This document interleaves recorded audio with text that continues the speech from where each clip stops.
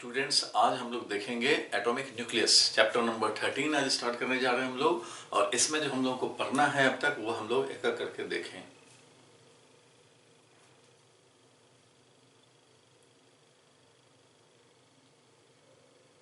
तो स्टूडेंट्स, अब हम लोग आ गए चैप्टर नंबर 13 न्यूक्लियस पे। तो एटॉमिक न्यूक्लियस पढ़ना है हम लोगों को। और इसमें क्या क्या टॉपिक पढ़ रहे हैं, स्टार्ट करते हैं हम लोग। रदरफोर्ड्स पहले एटॉमिक मॉडल को रिकॉल करते हुए, डिस्कवरी ऑफ न्यूक्लियस तो यहीं से था, इसलिए हम लोग रदरफोर्ड्स मॉडल को रिकॉल करते हुए फिर हम लोग size of the nucleus estimate करेंगे, जिसमें डिस्टेंस ऑफ क्लोजेस्ट अप्रोच का जो कॉन्सेप्ट पढ़ा था वो यहाँ पे यूज होगा। ठीक है, साइज एंड डेंसिटी निकालेंगे कि क्या होता है साइज और क्या होगा न्यूक्लियस। इसमें जो डेरिवेशन है वो डेरिवेशन पार्ट भी देखेंगे। फिर देखेंगे हम लोग कंपोजिशन ऑफ न्यूक्लियस, न्यूक्लियस का क्या कंपोजिशन है। फिर देखने पड़ेंगे न्यूक्लियर फोर्स के बारे में, किस तरह का न्यूक्लियर फोर्स ऑपरेट होते हैं न्यूक्लियस के अंदर। और मास एनर्जी रिलेशन पढ़ने हैं, और mass defect and binding energy पढ़ना है हम लोगों को। मास डिफेक्ट होता है न्यूक्लियस का। और फिर हम लोगों को न्यूक्लियर फिशन फिनोमेना पढ़ने हैं, न्यूक्लियर फ्यूजन पढ़ने हैं, ये जानने हैं। और एक रेडियो एक्टिविटी होता है, ये शायद अब सिलेबस से हट गया है, ये सिलेबस से आपका कट गया है, तो इस पे आपको चेक करना होगा। तो ये सिलेबस से हटा हुआ है, वो मुझे पता है इस बार के सिलेबस में नहीं है, इसलिए इसका तो अभी आप इग्नोर कर सकते हैं। लेकिन बाकी सारे पढ़ने हैं अभी।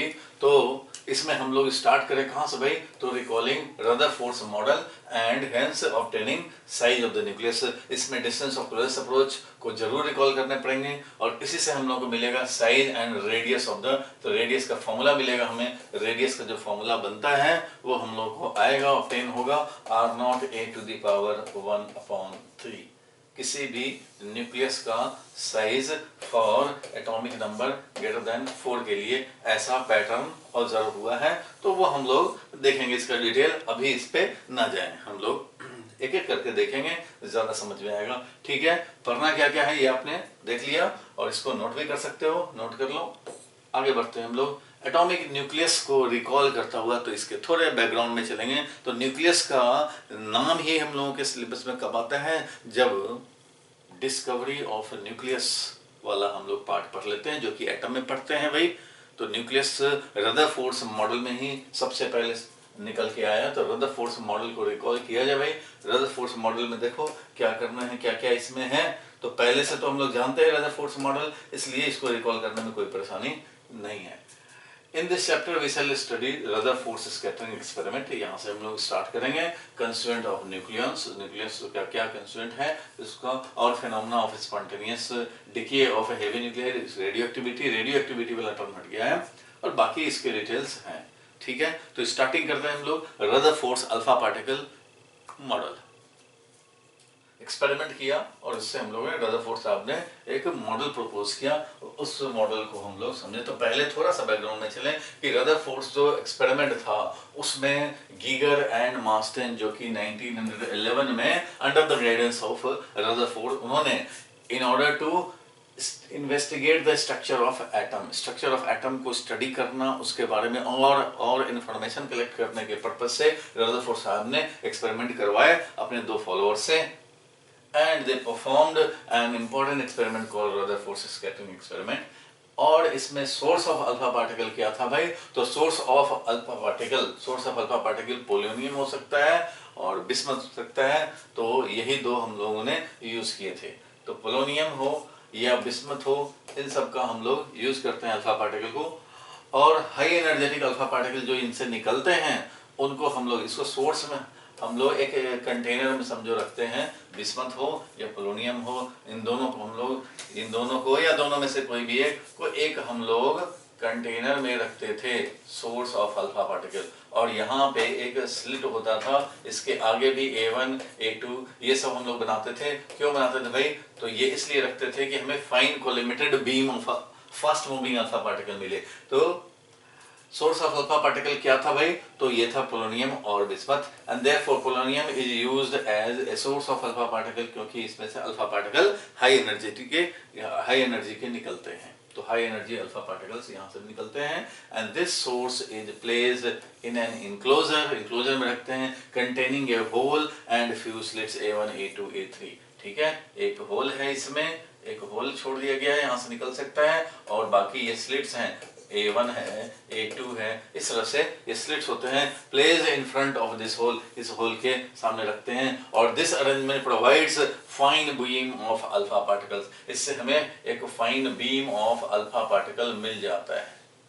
ठीक है, fine collimated beam of alpha particle हम लोग इंश्योर करते हैं, जिससे कि अब इसको बम्बार्डिंग करा सकते हैं, कहाँ, गोल्ड फॉइल पे। ठीक है, तो अब थीन गोल्ड फॉइल दूसरा जो मेन इंपॉर्टेंट पॉइंट था, एंड ये गोल्ड फॉइल का जो थिकनेस था वो भी हम लोगों को याद रखना चाहिए, नियरली 10⁻⁶ मीटर का, एंड अल्फा पार्टिकल्स जो होंगे are scattered by this foil, इसी फॉइल पे कोलाइड करके स्कैटर करेंगे, जहां जहां न्यूक्लियस वाले पोर्शन आएंगे वहां पे डेविएशन स्कैटरिंग ज्यादा होगा, और जो एम्प्टी पार्ट होंगे एटम के वहां पे कोई स्कैटरिंग, कोई डेविएशन नहीं आएगा। The foil is taken to avoid the multiple scattering of the alpha particle. ये फॉइल का थिकनेस इतना कम क्यों लेते हैं भाई, ताकि हमारा मल्टीपल स्कैटरिंग ना हो, मल्टीपल कोलिजन्स ना हो, एक ही लेयर ऑलमोस्ट बने, कि एक ही कोलिजन इनकाउंटर हो। तो वही यहाँ पे लिखा हुआ है, to avoid multiple scattering of alpha particle, that is to ensure that the alpha particle be deflected by a single collision with the gold atom, gold atom का सिंगल कोलिजन हो, एक ही कोलिजन इनकाउंटर करें, इसके लिए हम लोग रखते हैं। ठीक है, ये सब याद आ गया। गोल्ड फाइल का हम लोग देख चुके, और हम लोग अब देखेंगे सेंटिलेशन काउंटर। एक सेंटिलेशन काउंटर होता था, याद होगा, ये क्या करता है भाई, तो सेंटिलेशन काउंटर करता है काम, क्या काम, कौन सा काम करता है ये, तो ये काउंट करने का काम करता है। By this number of alpha particle scatter in a given direction may be counted. कैसे, तो ये अल्फा पार्टिकल्स जो आ रहे हैं फटाफट, और ये न्यूक्लियस की तरफ, जो न्यूक्लियस के पास आते हैं, बिल्कुल हेड ऑन कोलिजन करते हैं, उन्हीं को मौका मिलता है रीट्रेस करने का, अपने पाथ को क्या करने का, रीट्रेस करने का, सिर्फ उन्हीं को मौका मिलता है जो head on collision, that is impact parameter कितना, इंपैक्ट पैरामीटर 0 वाले जो होते हैं, ये वाला बिल्कुल जो इंपैक्ट पैरामीटर 0 वाले हैं, यही हमारा यहाँ तक आया और रिट्रेस करके वापस चला गया। इट मीन्स ये वाला जो हम लोगों को डिस्टेंस सेंटर से इसका जो डिस्टेंस है, ये रेडियस हम लोग निकालना चाहते हैं, तो रेडियस ऑफ न्यूक्लियस को ही ऑब्टेन करना अभी पर्पस है हम लोगों का, कि इसका रेडियस कितना हो। ये तो डिस्टेंस ऑफ क्लोजेस्ट अप्रोच है r0, हमें चाहिए रेडियस ऑफ द न्यूक्लियस, ये वाला रेडियस चाहिए। ठीक है, समझ रहे हो भाई, ये न्यूक्लियस है, अगर इसको और हम लोग लार्ज करके भी देख सकते हो, अगर ये न्यूक्लियस है तो इस न्यूक्लियस में, इसको हटाओ भाई,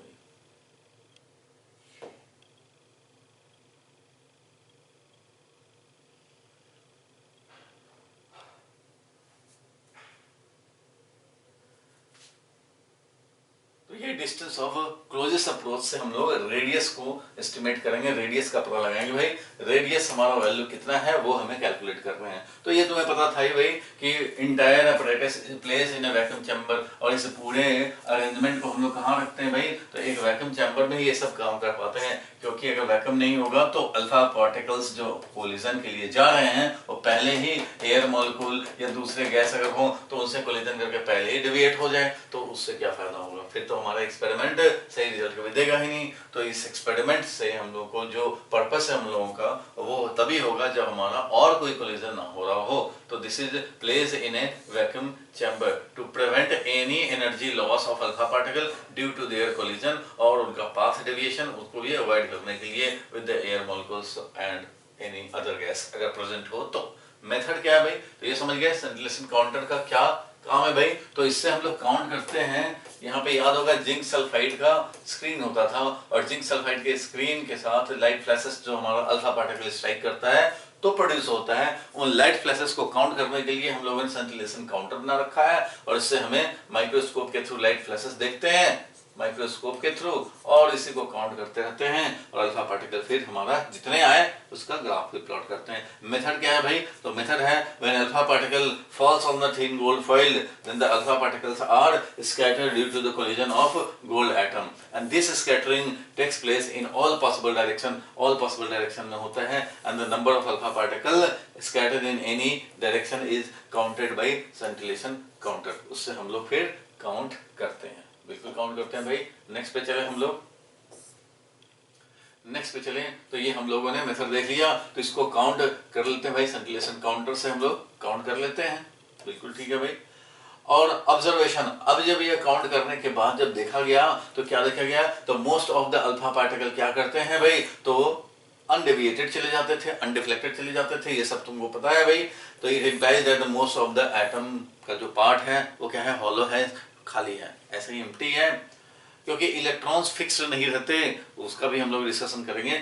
लेकिन मोस्ट ऑफ द एटम्स जो पार्ट हैं एटम के वो एम्प्टी हैं और वो विदाउट डेविएशन जाने देते हैं अल्फा पार्टिकल को। Alpha particle are scattered through all possible angles, some alpha particle are suffering through angle more than 90 degree. More than 90 वाला भी कोलिजन है, 20 डिग्री वाला भी कोलिजन है, 10 डिग्री वाला भी है, व्हाइल ए still smaller number retraces its path. Retrace भी करते हैं कुछ नंबर ऑफ अल्फा पार्टिकल्स, तो वो एक्सट्रीमली स्मॉल होते हैं ये नंबर ऑफ अल्फा पार्टिकल ये। और हम लोगों ने इधर दिखाया डिफ्लेक्शन। तो इस तरह से ये कर्व याद ही है तुम्हें कि जीरो डेविएशन वाले बहुत ज्यादा है नंबर ऑफ अल्फा पार्टिकल, ये यहाँ पे हम लोगों का मीट करता हुआ रहेगा, ये इनफाइनाइट नहीं जा रहा, मीट करता हुआ रहेगा जीरो एंगल पे। ऑलमोस्ट 99.5% तो हमारा जीरो एंगल पे ही चले जाते हैं, मीन्स विदाउट डेविएशन चले जाते हैं। ये बाकी खेल तो भाई ओनली 0.5% का उनमें ही डेविएशन आता है, तो ये बहुत ज्यादा नंबर्स में है और ये सब बहुत कम नंबर्स में है। और 180 वाला तो एक्सट्रीमली स्मॉल इन नंबर। तो इस तरह का कर्व हमें मिला था, पहले भी देखा था। आगे बढ़ते हैं हम लोग। On the basis of Rutherford जो एक्सपेरिमेंट था उसके बेसिस पे रदरफोर्ड साहब ने कंक्लूड किया, क्या कंक्लूड किया भाई, concluded that the whole mass होता है ऑलमोस्ट और होल पॉजिटिव चार्ज। तो उनका कंक्लूजन क्या था, whole positive charge of the atom is concentrated in a small central core. और एटम के चैप्टर में मैंने बताया था कि ये कंक्लूजन कैसे उन्होंने ऑब्टेन किया भाई, क्योंकि याद दिला दूं कि पूरा पॉजिटिव चार्ज क्यों कंसंट्रेटेड समझे, क्योंकि एक बिहेवियर जो स्पेशल बिहेवियर था, it is only available for very few extremely small in number. बाकियों का क्या है भाई, तो बाकियों का है कि वो ऑलमोस्ट अनडेविएटेड चले जाते हैं, ऑलमोस्ट अनडेविएटेड चले जाते हैं, कुछ का ही यहाँ पे ज्यादा एंगल से डिफ्लेक्शन होता है। तो मोस्टली तो एम्प्टी है, क्योंकि अगर स्पेशल बिहेवियर ओनली फ्यू को मिल रहे हैं तो इसका मतलब यह है कि मोस्टली के लिए जो बिहेवियर मिल रहा है वो हमारा अनडेविएटेड वाला है। इसका मतलब मोस्टली एम्प्टी पार्ट है हमारा एटम का, और जो हाईली पॉजिटिव चार्ज है वो हाई पॉजिटिव चार्ज सिर्फ छोटे से वॉल्यूम में, वेरी वेरी स्मॉल वॉल्यूम में है, जिसका कि नाम उन्होंने एटॉमिक न्यूक्लियस रखा। Concentrated in a very small central core, positive charge सारा कंसंट्रेटेड है, called the nucleus. And calculations shows that the size of the nucleus is of the order of 10 power minus 14 to 10 power minus 15 meter. ये होता है, while the size of atom is of the order of 10 power minus 10 meter. Therefore size of the nucleus का अगर ratio देखें हम लोग तो nucleus का साइज और एटम का साइज निकाला तो ये है रेशियो, दोनों का रेशियो लिया तो ये, इसका मतलब रेडियस या साइज ऑफ न्यूक्लियस ये 1/10,000 या 1/1 लाख टाइम्स होता है। देखो साइज ऑफ द एटम ये समझते हैं हम लोग, और size of the nucleus 10 power minus 14 to 10 power minus 15 metre के ऑर्डर का होता है। ये जो स्मॉलर है न्यूक्लियाई, स्मॉलर न्यूक्लियाई जो होते हैं उसमें 10 पावर माइनस 15 का होता है, और जो लार्जर न्यूक्लियाई हैं उसमें 10 पावर माइनस 14 आता है। जैसे गोल्ड न्यूक्लियस है तो इसमें आएगा 10 पावर 14, समझ गए। जो गोल्ड न्यूक्लियस है इसमें 10 पावर माइनस 14 मीटर के ऑर्डर का होता है, और जो स्मॉलर न्यूक्लियाई है 10 पावर माइनस 15 मीटर का ऑर्डर होता है size of the nucleus. While size of the atom क्या है भाई, तो वो है 10 पावर माइनस 10 मीटर का। तो हेवी न्यूक्लियस की भी बात करें तो 10 पावर माइनस 14, 10 पावर माइनस 10 ये साइज ऑफ द न्यूक्लियस, ये साइज ऑफ द एटम। तो अबाउट दिस आता है, और अगर इसको हम लोग ले लें तो 10 पावर 5 टाइम्स का डिफरेंस होता है, यानी कि 1 लाख टाइम्स का डिफरेंस होता है। So compare to radius of the atom, हमारा radius of nucleus, size of the nucleus is around 1 lakh times smaller, और ऑलमोस्ट कम से कम 10,000 तो जरूर 10,000 टाइम्स जरूर कम होता है। ठीक है, दैट डिपेंड्स कि हेवी न्यूक्लियस लिए हो या लाइटर न्यूक्लियस का बात कर रहे हो। ठीक है, और क्या कंक्लूजन था भाई, the negative charge that is electrons do not influence the scattering process. Scattering process को हमारा नेगेटिव चार्ज इलेक्ट्रॉन इन्फ्लुएंस नहीं कर रहा। इट मींस इलेक्ट्रॉन्स जो नेगेटिव चार्ज जितना पॉजिटिव उतना नेगेटिव तो एटम में होना है, लेकिन वो कहाँ है भाई, तो वो एक जगह लोकेटेड नहीं है, कहीं भी लोकेटेड नहीं है, और वो इन्फ्लुएंस नहीं कर रहा। Do not influence the scattering process, scattering process को इन्फ्लुएंस नहीं कर रहा। तो यहाँ पे अल्फा पार्टिकल है, और अगर मान लो इलेक्ट्रॉन यहाँ हो तो ये इसको डिविएट नहीं कराएगा, क्योंकि ये नेगेटिव है तो और अट्रैक्ट करेगा भाई। लेकिन ये एक जगह फिक्स नहीं रहता, ये एक जगह फिक्स नहीं रहता कि यहाँ से आने वाले को थोड़ा अट्रैक्ट कर ले, कि यहाँ पे फिक्स है भाई इलेक्ट्रॉन नेगेटिव तो अट्रैक्ट कर ले, ऐसा नहीं।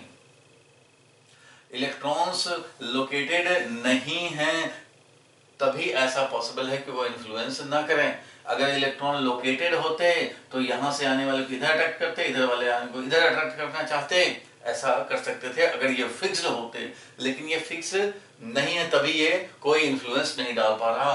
तो रदरफोर्ड साहब ने सोचा कि अच्छा इलेक्ट्रॉन्स हैं भी नेगेटिव चार्ज और वो फिक्स्ड नहीं है, इसलिए उन्होंने सोचा कि ये रिवॉल्व करते हुए हैं और ये क्लाउड के फॉर्म में है, समझो रिवॉल्विंग कंडीशन में है, सच दैट कि कहीं ये लोकेटेड है नहीं, इसलिए कहीं स्पेशल बिहेवियर नहीं दिखा रहे हैं और ये कोई डेविएशन में इन्फ्लुएंस नहीं डाल रहे। ठीक है, this implies that nearly whole mass of the atom is concentrated in the nucleus। Electron कहीं और कंसंट्रेटेड होकर के फिक्स्ड होकर के नहीं है। Almost all mass 99.9% of the mass is concentrated in the nucleus only. And जो इलेक्ट्रॉन्स हैं नेगेटिव चार्ज वो लोकलाइज्ड नहीं है, कहीं पे फिक्स्ड नहीं है और वो रिवॉल्व करते हुए कंडीशन में क्लाउड के फॉर्म में है। इसलिए उन्होंने कंक्लूजन निकाला कि न्यूक्लियस के अराउंड ये ऑर्बिट्स में समझो रिवॉल्व कर रहे हैं और उनका सेंटर पे जो पॉजिटिव चार्ज है और इलेक्ट्रॉन का जो नेगेटिव चार्ज है इनमें फोर्स ऑफ अट्रैक्शन है और जिससे ये सेंट्रीपिटल फोर्स मिल रहे हैं सर्कुलर मोशन के लिए। तो इस तरह से सर्कुलेशन हो रहा है इलेक्ट्रॉन्स का और पॉजिटिव चार्ज जितना होता है नेगेटिव सो ऑलमोस्ट न्यूट्रल हो गया। जो इलेक्ट्रिकली हम लोग बोले एटम न्यूक्लियस, एटम जो है वो न्यूट्रल है और न्यूक्लियस का पॉजिटिव चार्ज और इलेक्ट्रॉन का नेगेटिव चार्ज इक्वल वैल्यू के थे, इसलिए ये कंक्लूजन निकाला। अब उसके बाद न्यूक्लियस क्या है भाई, तो न्यूक्लियस का डिस्कवरी हो गया भाई। हम लोगों ने रदरफोर्ड मॉडल के बेसिस पे समझ गए कि अच्छा भाई ऐसा होता है, इसी का नाम न्यूक्लियस रखा गया। तो अब न्यूक्लियस क्या है तो वो देखा जाए तो एवरी एटम, हर एटम, एवरी एटम आप देखें न्यूक्लियस में, न्यूक्लियस क्या होता है भाई, तो every atom positive charge is densely concentrated, जो अभी कंक्लूजन निकला, at the centre of the atom forming it's nucleus. Nucleus form हुआ तो न्यूक्लियस छोटा सा है और एटम इतना बड़ा सा है। मान लो एटम ये है तो न्यूक्लियस हमारा तो बस इतना सा है। इस तरह से ये न्यूक्लियस वेरी स्मॉल, एक्चुअली में इसको दिखाया जाए तो और बहुत ज्यादा बड़ा होता है, इस रेडियस के रिस्पेक्ट में लाखों टाइम्स ज्यादा इसका रेडियस होता है भाई, कम से कम 10,000 टाइम्स ज्यादा होता है इसका रेडियस। तो आप सोचो कि ये कितना पार्ट एटम का एम्प्टी होगा, बहुत बड़ा पार्ट क्या होगा एटम का, एम्प्टी होगा, बहुत ज्यादा वॉल्यूम एम्प्टी है। इस तरह का न्यूक्लियस वेरी स्मॉल साइज में है, न्यूक्लियस तो वेरी वेरी स्मॉल साइज का है। The overall dimension of the nucleus is much smaller than those of the atom। Atom से बहुत कम हमारा डायमेंशन है किसका, न्यूक्लियस का। तो overall dimension much smaller than those of atom and radius of the nucleus is smaller than the radius of the atom by A factor of about 10⁴, 10,000 का या 10⁵ अगर लाइटर न्यूक्लियाई है तो उसका। And thus the volume of a nucleons is about 10⁻⁻12। देखो भाई radius में 10⁻⁻4 का डिफरेंस है या 10⁴ का डिफरेंस है। Radius of the atom is 10⁴ times, radius of atom is around 10⁴ times radius of nucleus. इसलिए अगर हम लोग वॉल्यूम की बात करें, वॉल्यूम की, तो ये कहां से है ये जरा समझो। तो अगर वॉल्यूम की हम लोग बात करें तो वॉल्यूम हम लोग कैलकुलेट करें, अगर हम लोग किसका, एटम का कैलकुलेट करते हैं तो चलो भाई वॉल्यूम ऑफ एटम क्या हो जाएगा, तो वॉल्यूम ऑफ एटम हो जाएगा 4/3 पाई इंटू RA⁵, ये वॉल्यूम है किसका, एटम का। न्यूक्लियस का वॉल्यूम क्या होगा भाई, तो न्यूक्लियस का वॉल्यूम भी निकालते हैं भाई। ठीक है भाई, वॉल्यूम ऑफ न्यूक्लियस तो न्यूक्लियस का वॉल्यूम निकालेंगे तो 4/3 और पाई, और इसका रेडियस, तो रेडियस ऑफ न्यूक्लियस क्या है भाई, तो radius of atom divided by 10⁻⁴। तो इसका हमें करना पड़ेगा 1/3 4/3 और πr³ इसका पावर 3 करेंगे। तो देख रहे हो कि वॉल्यूम ऑफ न्यूक्लियस जो आया 4/3 πr³ radius of the atom. ठीक है, यहां से हम लोगों ने लिख लिया भाई कि रेडियस ऑफ न्यूक्लियस को हमने रख लिया यहाँ पे, क्योंकि वॉल्यूम ऑफ न्यूक्लियस क्या होगा, तो 4/3 pi into radius of nucleus का होल क्यूब ऐसा होगा। और रेडियस ऑफ द न्यूक्लियस को हम लोगों ने क्या लिख लिया, तो radius of nucleus is radius of atom divided by 10⁻⁴। अब इसको जब हम लोग क्यूब करेंगे तो ये ऊपर तो 4/3 πr³ क्या हो गया, वॉल्यूम ऑफ एटम हो गया। ये क्या हो गया भाई, तो वॉल्यूम ऑफ एटम हो गया।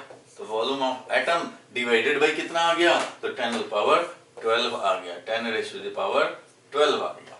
तो इस तरह से दिखाई दे रहा है 10⁻12 हो गया। It means volume of nucleus is volume of atom divided by 10⁻12 ये बन गया।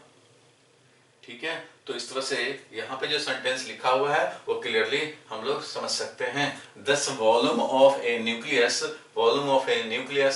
Is about 10⁻⁻12 times the total volume of an atom. Total volume of an atom से, एटम के वॉल्यूम से हमारा 10⁻12 टाइम्स कम है।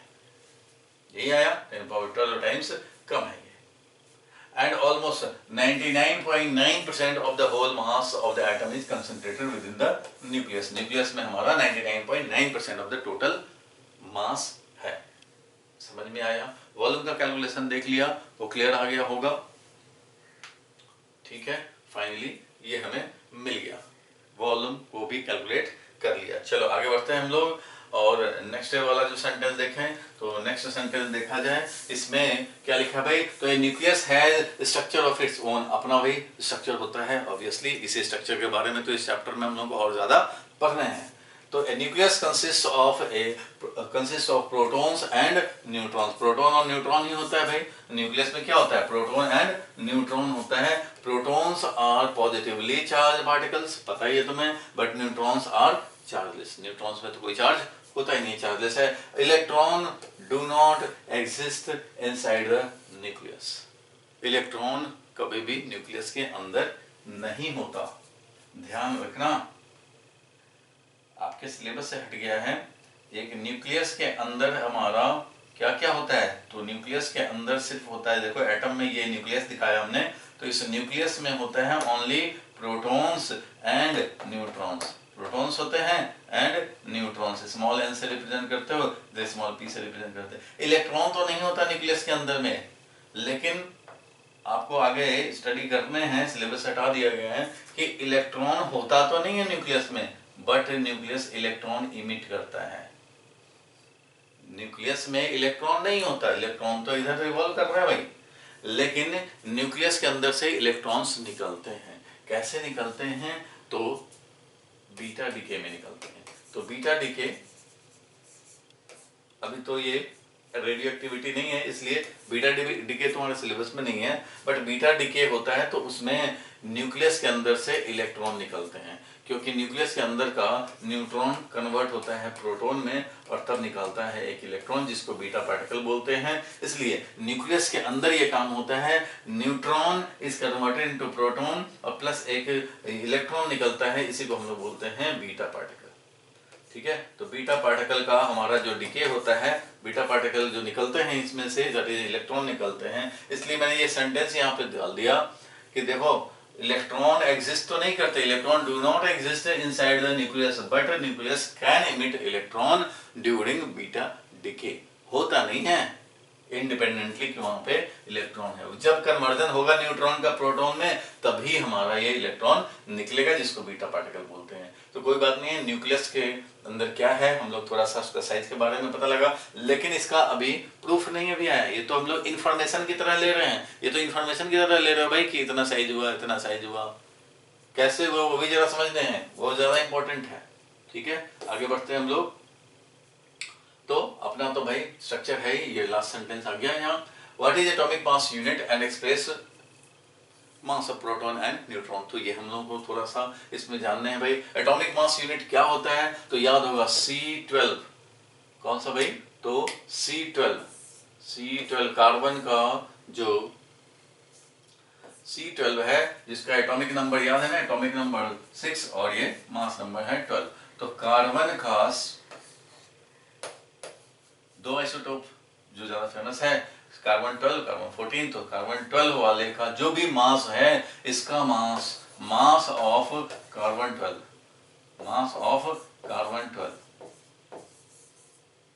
Divided by 12 is 1 atomic mass unit. ये सबको पता है, ये केमिस्ट्री में भी आपने पढ़ा है। C12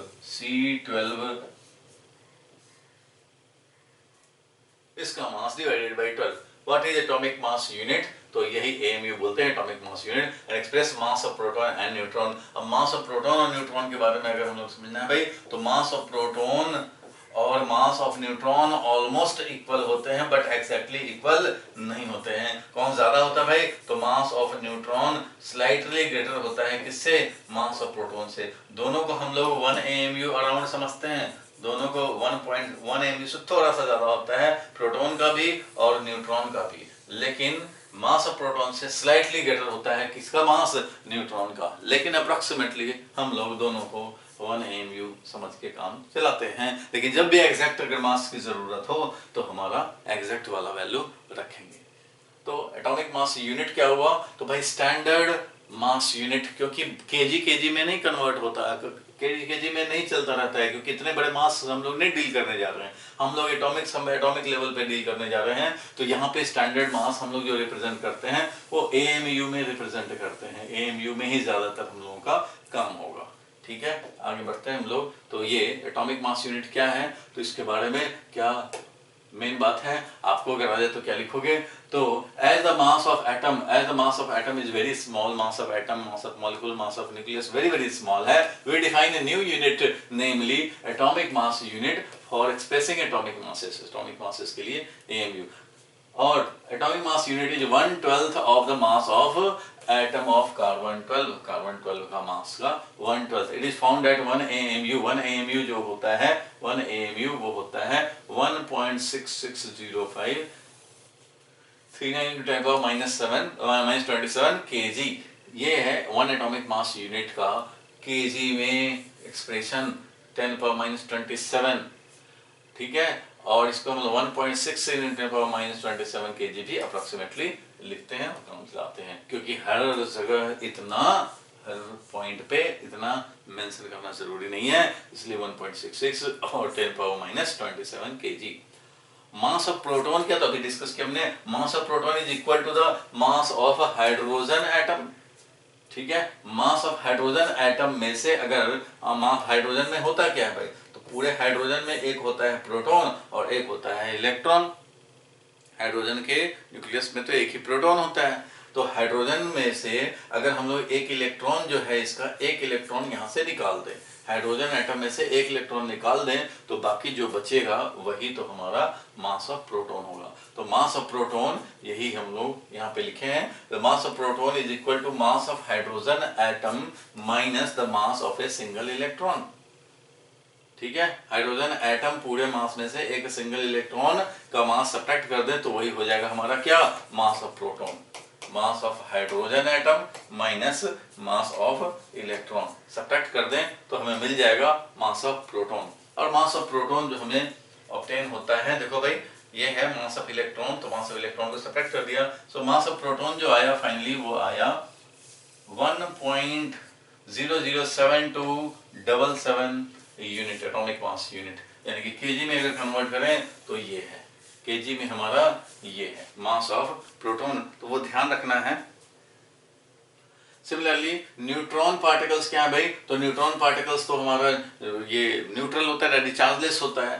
तो न्यूट्रॉन पार्टिकल भी हमारा एक्सपेरिमेंटली डिस्कवर्ड हुए और वो चैडविक साहब ने इसको डिस्कवर किया था। तो चैडविक साहब को भी Nobel prize on the basis of this discovery मिला। और इसका जो न्यूट्रॉन का जो मास होता है वो स्लाइटली हमारा greater than mass of proton होता है। तो वही यहाँ लिखा हुआ है, these are chargeless particle of mass slightly greater than the mass of the proton. और मास ऑफ न्यूट्रॉन इज, अगर लिखना चाहें हम लोग तो मास ऑफ न्यूट्रॉन मैं लिखवा देता हूँ, आप लिख लो। मास ऑफ न्यूट्रॉन हो जाएगा, मास ऑफ न्यूट्रॉन है, लिखो 1.001865 ये AMU है। और इसको अगर हम लोग केजी में कन्वर्ट करें तो केजी में कन्वर्ट करेंगे तो 1.6749 इंटू 10⁻⁻27 kg। मीन्स बहुत ज़्यादा डिफरेंस नहीं है, दिख रहा है, बहुत ज़्यादा डिफरेंस नहीं है। 1.6749 इंटू 10⁻⁻27, जबकि मास ऑफ प्रोटॉन कितना था भाई, तो 1.67262 इंटू 10⁻⁻27 kg। और यहाँ पे है 1.67262 था, यहाँ पे 49 है, ठीक है, यहाँ पे 26 है, यहाँ 49 है, ठीक है, यहीं पे डिफरेंस आया। यहाँ तक तो सेम है, 1.67 तक सेम है, इसके बाद ही डिफरेंस है, और ये स्लाइटली ग्रेटर है। तो mass of neutron is slightly greater. यहाँ पे भी देखो AMU वाले में, तो AMU वाले में देख रहे हो तो 1.0086 है, यहाँ पे 1.0072 है, तो स्लाइटली डिफरेंस है, ये आप नोट करना चाहो तो नोट कर सकते हो। चलो नेक्स्ट पे आगे बढ़ते हैं हम लोग। नेक्स्ट देखें, is free proton and neutron stable. चलो ये क्वेश्चन हम लोग थोड़ा सा डिस्कस करें कि क्या फ्री प्रोटॉन, जो क्वेश्चन क्या है वो क्या कह रहा है वो समझ गए, क्या फ्री प्रोटॉन हमारा स्टेबल होता है या अनस्टेबल होता है, तो ये हम लोग जानना चाहते हैं। क्लियर है, समझ गए हम लोग बात। अब जरा इसको हम लोग डिस्कस करें। देखो, एक प्रोटॉन लिया जाए और एक न्यूट्रॉन लिया जाए। मान लो नोबिता आया और अपने बेंच पे एक प्रोटॉन रख दिया, इमेजिन करो एक प्रोटॉन रख दिया, और जियान आया तो जियान तो भाई ज्यादा मास उठा सकता है, तो उसने एक न्यूट्रॉन रख दिया अपने बेंच पे, ठीक है, एक प्रोटॉन है और दूसरा क्या है, न्यूट्रॉन है। तो आप बताओ कि नेक्स्ट डे जब आएगा तो किसको क्या मिलेगा। इधर यहाँ न्यूट्रॉन है, इधर हमारा प्रोटॉन है, नोबिता यहाँ आ गया और जियान यहाँ आ गया, ठीक है, जियान समझो यहाँ आ गया। अब ऐसे कंडीशन में नेक्स्ट डे जब जियान आएगा तो अपने बेंच पे क्या पाएगा, इमेजिन करो, और कुछ नहीं है, और कुछ नहीं है, समझो वैक्यूम में रख दिया, एक वैक्यूम केस है, इसमें हमने रख दिया न्यूट्रॉन। तो एक न्यूट्रॉन रखें, एक प्रोटॉन रखें, तो क्या ये स्टेबल है? Is free proton and neutron stable? तो भाई देखो, नेक्स्ट डे जब नोबिता आएगा तो वो हमारा अपना प्रोटॉन रखा हुआ जानना चाहे, देखना का तो बात, अगर देख पाए तो क्या है भाई, देखना थोड़ा मुश्किल है, लेकिन अगर देख पाए तो क्या है ये, तो फ्री प्रोटॉन जो होता है फ्री करके रखा हुआ, अलग रखा हुआ, एटम में से निकाल के एक प्रोटॉन, एटम से निकाल के एक न्यूट्रॉन रख दिया। तो ऐसे कंडीशन में प्रोटॉन देखोगे कि ये प्रोटॉन ही है, प्रोटॉन तो प्रोटॉन ही है, बट ये न्यूट्रॉन जो है वो नेक्स्ट डे देखा जाए तो नेक्स्ट डे ये न्यूट्रॉन एक प्रोटॉन बन चुका है और प्लस एक इलेक्ट्रॉन बन चुका है, एक प्रोटॉन बन चुका और एक इलेक्ट्रॉन बन चुका। मीन्स न्यूट्रॉन एक्चुअली स्टेबल नहीं होता, फ्री न्यूट्रॉन स्टेबल नहीं होता है, वो कन्वर्ट हो जाता है प्रोटॉन में प्लस एक इलेक्ट्रॉन में, साथ में प्रोड्यूस होता है एंटी न्यूट्रिनो, साथ में प्रोड्यूस होता है एंटी न्यूट्रिनो। और ये जो न्यूट्रॉन, फ्री न्यूट्रॉन का मतलब ये हो गया कि न्यूक्लियस के अंदर जो होते हैं न्यूट्रॉन, तो न्यूक्लियस के अंदर है भाई। अब न्यूक्लियस के अंदर से हम लोग अगर निकाल दिए किसको, न्यूट्रॉन को, तो इस कंडीशन में इसको बोलेंगे फ्री न्यूट्रॉन। और न्यूक्लियस के अंदर में है तो ये फ्री नहीं है, ये तो भाई इसी में भी बाउंड है, दिस इज नॉट फ्री। तो ये है कंक्लूजन कि अगर फ्री प्रोटॉन रखें तो it is stable. Free proton, atom में से निकाल के प्रोटॉन रख लो तो this is stable, protons are stable, वो रहेंगे। लेकिन न्यूट्रॉन को अगर निकाल दिया तो न्यूट्रॉन विल बी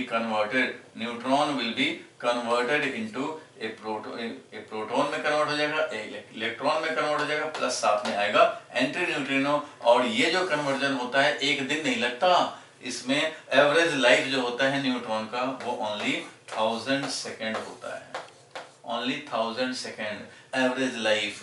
मीन्स जो ये जिंदा रहता है ऑन द एवरेज वो हमारा 1000 सेकेंड तक ही न्यूट्रॉन रहता है, फ्री कर दिया जाए तो। जबकि अगर ये न्यूक्लियस में हो तो स्टेबल है, यही न्यूट्रॉन जब न्यूक्लियस में था तो स्टेबल है, फिर तो वो है। लेकिन बाहर निकाल दिया, फ्री न्यूट्रॉन कर दिया, तो फ्री न्यूट्रॉन का एवरेज लाइफ जो है इसका वो ओनली अबाउट 1000 सेकेंड ही है। मीन्स कोई न्यूट्रॉन चलो 1000 से ज्यादा टाइम, 1000 सेकेंड से ज्यादा टाइम तक रह सकता है, और कोई हमारा 500 सेकेंड में ही डिके कर गया प्रोटॉन में, और कोई हमारा 1200 सेकेंड। तो किसी का लाइफ ज्यादा होता है, किसी का लाइफ कम होता है। देखते हो कुछ लोग 80 इयर्स 90 इयर्स तक भी सर्वाइव करते हैं, और कुछ लोग 50s 60s में भी। तो इसलिए एवरेज लाइफ जैसे इंसान का 60 इयर्स है, वैसे ही average life for a free neutron is about only 1000 second. तो हम लोग क्या बोलेंगे, इज फ्री प्रोटॉन, तो free proton is stable, but free neutron is not stable, it decays into proton and electron and antineutrino, ठीक है, with average life only about 1000 second. Clear है, समझ गया? लिखना चाहो तो आप लिख भी सकते हो। नेक्स्ट देखें हम लोग, इसी के बारे में लिखा हुआ है बुक का इंफॉर्मेशन। तो देखो भाई इसमें क्या लिखा है, इज फ्री प्रोटॉन, तो a free proton is stable, free proton is stable, but free neutron is unstable. Free neutron क्या है, अनस्टेबल है, and free neutron decays into proton, free neutron decays into proton and electron and an anti-neutrino as per the reaction। जो equation है ये है, neutron का conversion into proton, electron और anti-neutrino. The mean life of free neutron is about 1000 seconds. However, inside the nucleus neutrons are stable. Inside the nucleus वो stable हैं। Clear है यहाँ तक? आगे बढ़े हम लोग, चलो आगे बढ़े। एटॉमिक नंबर Z, ये तो सबको पता है भाई, एटॉमिक नंबर Z क्या होता है, तो सबको मालूम है क्या होता है एटॉमिक नंबर Z। अगर हमारा मान लो न्यूक्लियस है, ये हमारा एटम है, और इस एटम में हमने क्या किया भाई, तो एक न्यूक्लियस है, डिस्कवरी हुआ ही रदरफोर्ड मॉडल में, तो इसमें हम लोगों ने न्यूक्लियस दिखाया, छोटा सा न्यूक्लियस दिखाया। तो एटॉमिक नंबर Z क्या है भाई, तो एटॉमिक नंबर Z है कि इस न्यूक्लियस में कितने नंबर ऑफ प्रोटॉन्स हैं, number of protons, number of protons को ही क्या बोलते हैं, Z। मतलब Z अगर किसी का एटॉमिक नंबर है तो वो है number of protons. Number of protons जितना होगा उतना ही उसका एटॉमिक नंबर समझा जाएगा। तो एटॉमिक नंबर Z ये है।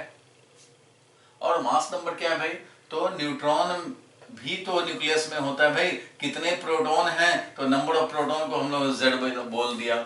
और मास नंबर को क्या बोलेंगे, तो मास नंबर है समझो कि जितने इसमें प्रोटॉन्स हैं और प्लस जितने न्यूट्रॉन्स हैं। तो mass number will be number of neutrons plus number of protons, ऐसा बोल सकते हैं। n क्या है भाई, तो n है नंबर ऑफ न्यूट्रॉन्स, n को क्या बोला, तो नंबर ऑफ न्यूट्रॉन्स है, ठीक है। n is number of neutrons, और n अगर नंबर ऑफ न्यूट्रॉन है और अगर नंबर ऑफ प्रोटॉन को ऐड करें तो हमें मिलेगा total number of nucleons. This is also known as mass number, इसको हम लोग मास नंबर बोलते हैं। और ये एटॉमिक नंबर क्या है, तो मास ऑफ, ये एटॉमिक नंबर क्या है, नंबर ऑफ प्रोटॉन्स है। तो ठीक है भाई, हम लोगों का एटॉमिक नंबर और मास नंबर में रिलेशन ये याद रखने हैं। Atomic number number of proton, और mass number number of proton plus number of neutron, और n तो है नंबर ऑफ न्यूट्रॉन्स। तो इस तरह से ये सबको पता है, ये तो बेसिक बात है, 8 9 10 इन सब में भी पढ़ा है। आगे बढ़ते हैं हम लोग, number of protons in the nucleus, number of protons in the nucleus in an atom is called its atomic number Z. It is also equal to the number of electron। भाई जितने प्रोटॉन उतने तो electron होते हैं जो कि revolve कर रहे हैं around the nucleus of the atom, and the number of neutron in the nucleus of the atom is called neutron number, that is capital N, and the sum of the number of proton and neutron is called mass number. इसको हम लोग mass number बोलते हैं। जैसे A is equal to Z+m होता ही है। इसको symbolically कैसे रिप्रेजेंट करते हैं, तो किसी भी न्यूक्लियर स्पेसीज, किसी एलिमेंट को हम लोग रिप्रेजेंट करते हैं और represented according to the notation X। और इधर हम लोग देखो, मान लो ये X सिंबल है, ये किसका है, तो जिस एलिमेंट का हम लोग रिप्रेजेंटेशन कर रहे हैं, इधर Z लिखते हैं, इधर A लिखते हैं। इधर ये नंबर ऑफ प्रोटॉन है समझो, ये मास नंबर ऑफ न्यूक्लियॉन्स है, यानी कि इसको हम लोग मास नंबर भी बोलते हैं। Where X is the chemical symbol of the species, जो भी है, अगर ऑक्सीजन है तो ऑक्सीजन के लिए ऐसे लिखते हो, 8 16 लिखते हो, ऑक्सीजन का सिंबल ये है, और इधर इसका ये हमारा एटॉमिक नंबर, और ये इधर दिखाएंगे मास नंबर। तो मास नंबर कितना है भाई, तो 16 होता है ऑक्सीजन के लिए। सिमिलरली नाइट्रोजन का दिखाओगे तो क्या दिखाओगे, तो यहाँ 7 दिखाओगे एटॉमिक नंबर, और यहाँ क्या दिखाओगे, 14 दिखाओगे। ऐसे ही करके दिखाते हैं हम लोग। तो ये है इसका कन्वेंशन रिप्रेजेंट करने का। Protons and neutrons are also referred as nucleons. Proton और न्यूट्रॉन्स को कलेक्टिवली हम लोग क्या बोलते हैं, nucleons. And mass number A of nuclide is also called nucleon number. तो भाई A को हम लोग न्यूक्लियॉन नंबर भी बोलेंगे, क्योंकि यही है नंबर ऑफ न्यूक्लियॉन्स, यही है नंबर ऑफ न्यूक्लियॉन्स। न्यूक्लियॉन्स का मतलब क्या हुआ, नंबर ऑफ न्यूक्लियॉन्स का मतलब है number of proton plus number of neutron, ये तो है नंबर ऑफ न्यूक्लियॉन्स का मतलब। तो ये तो खैर बेसिक बात है, सब लोग जानते हैं, समझते हैं। आगे बढ़ते हैं हम लोग। Reduce expression for the size of the nucleus. Yes, ये है हमारा डेरिवेशन जो बहुत ज्यादा इंपॉर्टेंट है, कि रेडियस ऑफ न्यूक्लियस को हम लोग रिड्यूस करना चाहते हैं। तो ठीक है भाई, इसको कैसे रिड्यूस करेंगे, तो बेसिक आइडिया में आपको याद दिला दूं कि बेसिकली क्या करना होता था इसमें।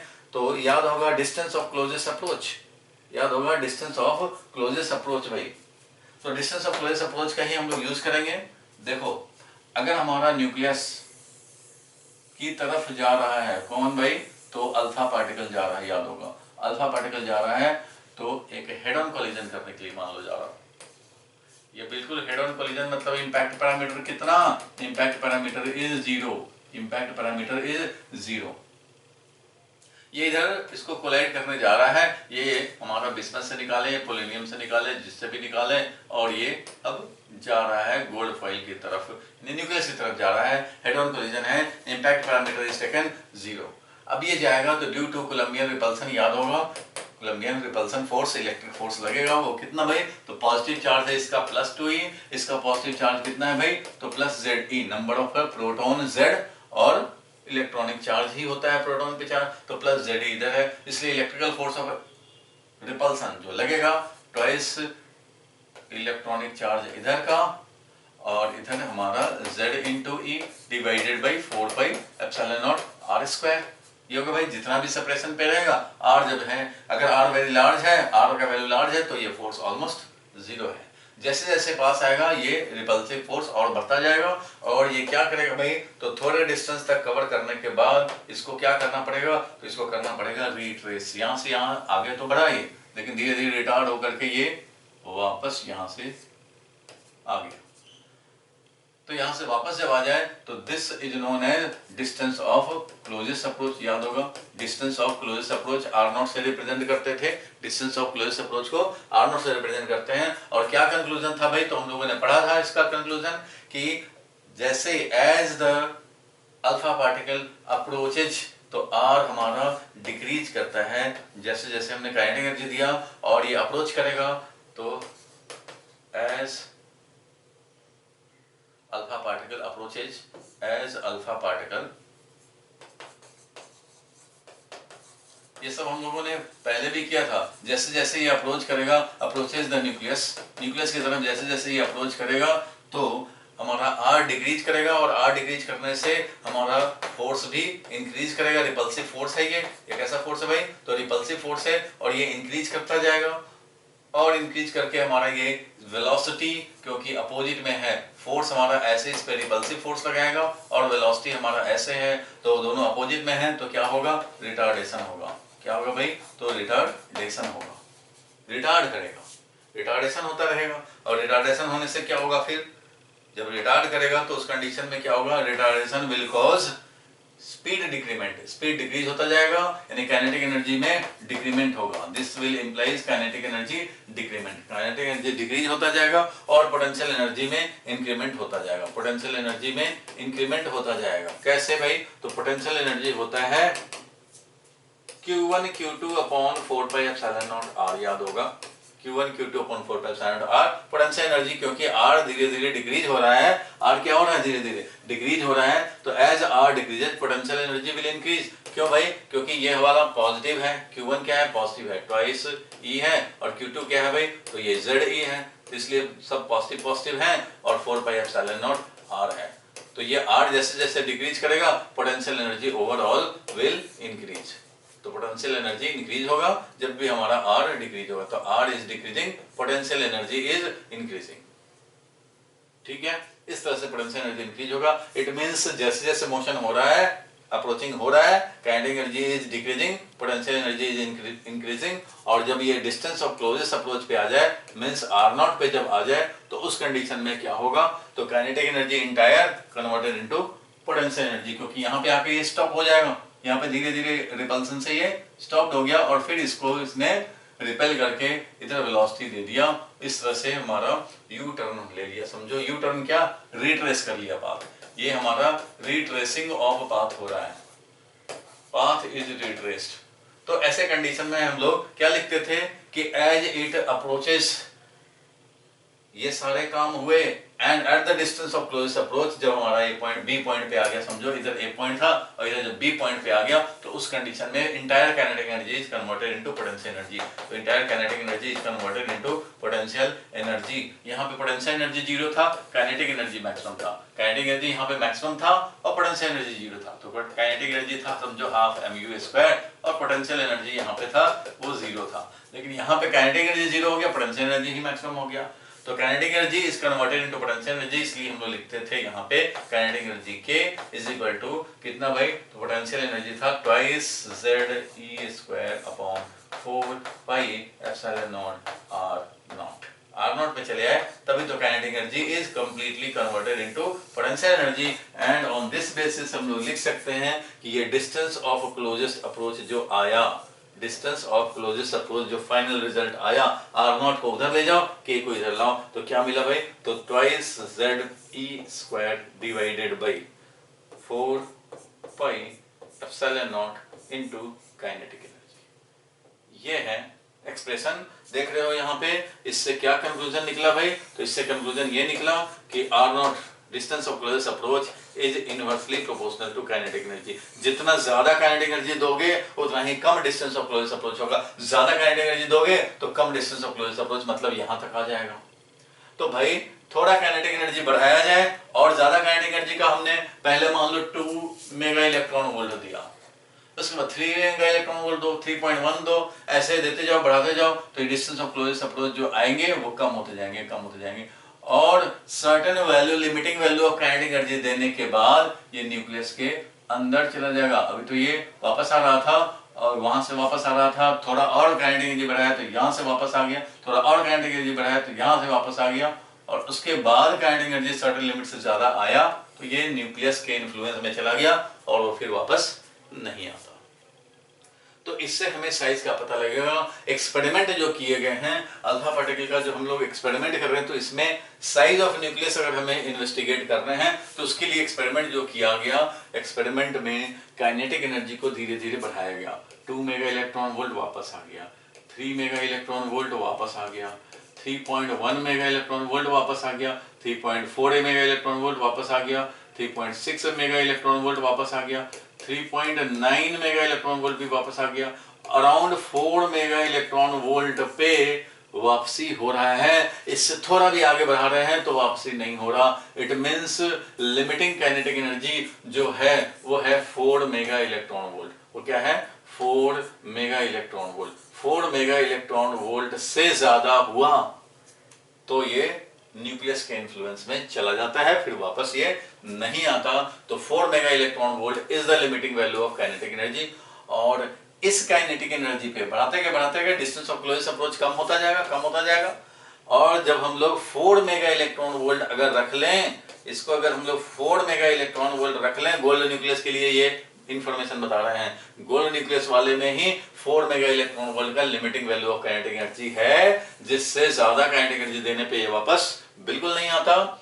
तो ये 4 मेगा इलेक्ट्रॉन वोल्ट का limiting value of kinetic energy अगर इसमें रख दिया जाए और इस R0 को कैलकुलेट कर लिया जाए, तो वो R0 जो होगा वो साइज ऑफ द न्यूक्लियस बताएगा। वो R0 क्या बताएगा? साइज ऑफ द न्यूक्लियस बताएगा। अगर तुमने कम काइनेटिक एनर्जी रखा है तो पहले ही से वापस जा रहा है, तो वो हमारा डिस्टेंस ऑफ क्लोजेस्ट अप्रोच वो R0 नहीं बताएगा। जब कम दिए हो तो पहले ही वापस जा रहा है, अरे और कम दोगे तो यहीं से वापस चला जाएगा, तो ये थोड़ी साइज ऑफ द न्यूक्लियस हो जाएगा। नहीं, आप काइनेटिक एनर्जी और बढ़ाओ और डिस्टेंस ऑफ क्लोजेस्ट अप्रोच कम होने दो। और काइनेटिक एनर्जी का जब लिमिटिंग वैल्यू जिससे ज्यादा देने पे वापसी नहीं होता, उसके बाद वो न्यूक्लियस में चला जाता है। इसका मतलब न्यूक्लियस के वॉल्यूम के अंदर आ गया। अब वहां पर न्यूक्लियर फोर्स डोमिनेंट होता है। न्यूक्लियर फोर्स जो वेरी स्ट्रांग है, अट्रैक्टिव फोर्स, स्ट्रॉन्गेस्ट फोर्स समझा जाता है। स्ट्रॉन्गेस्ट न्यूक्लियर फोर्स के इन्फ्लुएंस में जैसे ही आया अल्फा पार्टिकल कैप्चर्ड हो जाएगा, वो वापस नहीं जा पाएगा। It means the limiting value of kinetic energy पे जो हमारा ये R0 आएगा, यही हमारा बताएगा size of the nucleus. So 4 mega electron volt kinetic energy रखो और तब R0 निकाला गया तो ये आया 1 पॉइंट समथिंग, मींस मेन जो आया वो 10⁻⁻14 मीटर ऑर्डर का आया। ठीक है, order of the heavy nucleus gold का जो आया वो कितना आया वैल्यू एग्जैक्टली, वो तो अभी बुक में लिखा हुआ मैं दिखा दूंगा कि कितना एग्जैक्ट वैल्यू आया, बट आया of the order of 10⁻⁻14 metre. ये R0 का वैल्यू आया, मींस ये है radius of the nucleus. Radius of the nucleus मिला, क्योंकि हमने काइनेटिक एनर्जी कितना रखा? 4 mega electron volt. Kinetic energy कितना रखा भाई? 4 मेगा इलेक्ट्रॉन वोल्ट। जब kinetic energy 4 mega electron volt रख दिए और तब निकाल रहे हो डिस्टेंस ऑफ क्लोजेस्ट अप्रोच, तो उस कंडीशन में distance of closest approach will be radius of nucleus, will be radius of nucleus. ये फैक्ट को समझते हुए हम लोगों ने कैलकुलेट किया कि साइज ऑफ द न्यूक्लियस कैसे निकलेगा।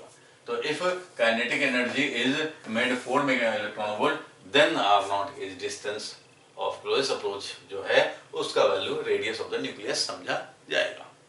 ठीक है, इतना अंडरस्टैंडिंग के साथ हम लोग आगे बढ़े कि इसके मामले में क्या लिखा जाता है, क्या समझा जाता है। तो देखो भाई, इसमें डिटेल तो आप पढ़ोगे, मैंने बता दिया, आप चाहो तो इसको पढ़ सकते हो।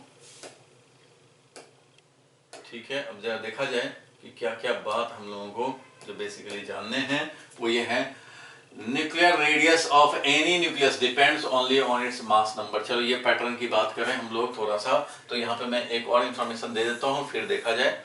एक और इंफॉर्मेशन ये है कि बहुत सारे न्यूक्लियाई के रेडियस को एस्टिमेट करने के लिए एक्सपेरिमेंट्स किए गए। सबसे पहले गोल्ड फॉइल का जो किया गया, तो वो कुछ वैल्यू आया, मान लो 5.7 × 10⁻⁻14 मीटर, ये गोल्ड न्यूक्लियस। तो भाई दूसरे न्यूक्लियस को भी इन्वेस्टिगेट किया गया। अब गोल्ड है तो जरूरी थोड़ी है कि खाली गोल्ड का ही लेकर के समझ लेंगे, और भी जो निकले हैं उनके लिए भी एक्सपेरिमेंट किया गया। अब किसी के लिए गोल्ड के लिए तो 4 mega electron volt limiting value of kinetic energy था, किसी के लिए मान लो 3 मेगा इलेक्ट्रॉन वोल्ट के बाद ही वापस नहीं आता था तो उसके लिए निकालेंगे, किसी के लिए 2 मेगा इलेक्ट्रॉन वोल्ट ही मैक्सिमम लिमिटिंग वैल्यू है तो उसके लिए निकालेंगे तो उसका रेडियस मिलेगा, किसी के लिए 6 mega electron volt limiting value है तो उसके कोरस्पॉन्डिंग उसका रेडियस पता लगेगा। इस तरह से पता लगाते हैं तो देखा गया एक पैटर्न।